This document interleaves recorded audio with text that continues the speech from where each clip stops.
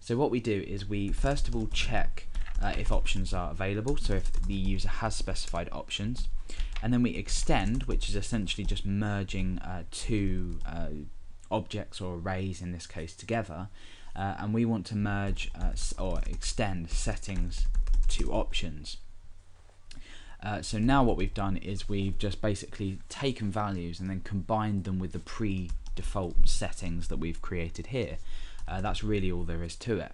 So whenever I'm creating a jQuery plugin and I'm using this notation, I always go ahead and alert out one of my settings so I know that it's actually working.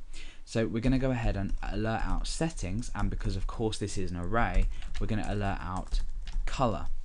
So inside ext.js, let's just go ahead and apply this plugin to the document. So it's .highlight, and then inside let's not specify anything at all, and let's refresh.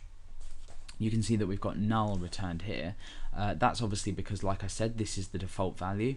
I haven't supplied any sort of options or settings inside of here, therefore null is the predefined or default value. If it was yellow and I refreshed, we get the value yellow up. So now what we want to do is I'm going to go ahead and change that back to null, and I'm going to actually supply some options to this plugin.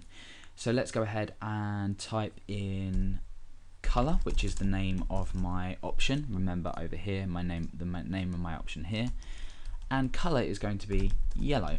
So now that I've actually supplied it, we have this if option, so this equals true, we extend it in, and then this takes over this value.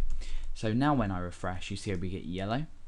If I was to go ahead and inside of here specify this as red, or red rather, not read, and refresh, you can see we've got red. So we've now successfully passed this parameter or this setting to our plugin. So now what we can go ahead and do is use this.css, and we can set the background color to settings color, because we've already echoed this setting out, so we know that it works. So we can go ahead and use CSS to set the background color in this case. So let's go ahead and refresh, or let's go ahead and specify color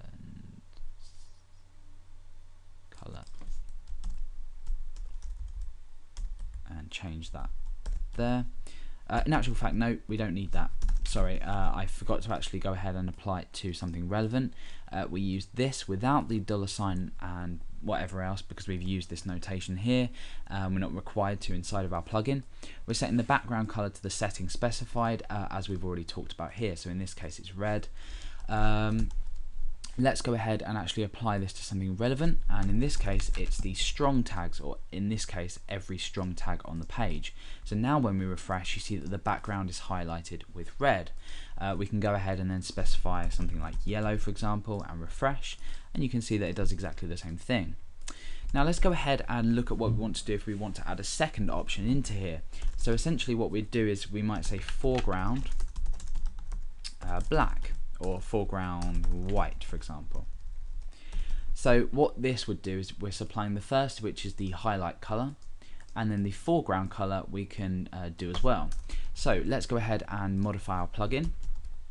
I'm going to go ahead and pull this down here, and I'm going to comma onto the end of here, and I'm going to say foreground null. So by default it's nothing. Let's just pull that down a little bit more. If options, this line we don't need to change because we're still extending the options given to our predefined setting array. So we're extending them settings to our options. We're then saying this.css background color is settings color, but now we can again say this.css or this.css color, which is obviously the foreground color in CSS, and we can supply foreground from our settings.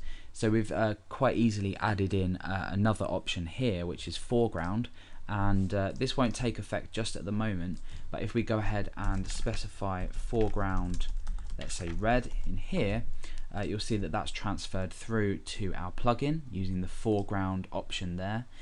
We merge, and then we use this settings array to change the color using CSS in jQuery. So in this tutorial we've learned how we can obviously create our function, which you should have already known, I guess, if you're watching this from the other videos. We predefine our settings. In my case I always choose them as null. However, if you wanted the default background color to be yellow and the default foreground to be black or #000, you would do that, and then we merge the settings with the options that are given, so we can then use them, use the user settings, and we use this array to access each one. So we've created more or less a pointless plugin, but it has demonstrated how we pass options to our plugin and actually make use of them.